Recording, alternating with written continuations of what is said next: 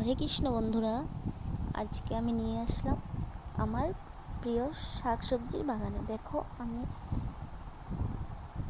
বাগান করেছি ছোটো মোটো সবজি গাছ আর ফুল বাগান।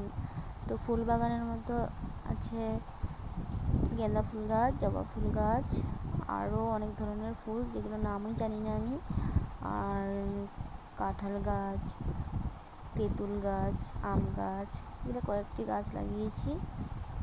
আর সবগুলো গাছ এক সাইডে লাগানো হয়েছিল, কিন্তু মিষ্টি কুমড়োর গাছ কি আর এক সাইডে হয়? পুরো ছড়িয়ে পড়েছে পুরো বাগানটাতে, আমার ফুল গাছ সব ঢেকে দিয়েছে। তারপর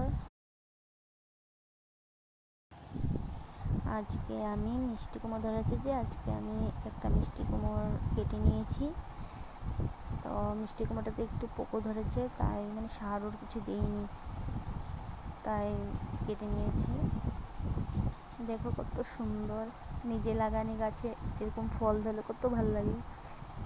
এই দেখো মিষ্টি কুমড়োর গাছগুলো একদম ছড়িয়ে পড়েছে সব দিকে, আর দেখেও খুব আনন্দ লাগে নিজে লাগানি কিছু জিনিস। আর মিষ্টি কুমড়োটা আজকে রেঁধেছি, তো এত স্বাদ হয়েছে, একদম একটা আঠালো টাইপের, এত মিষ্টি।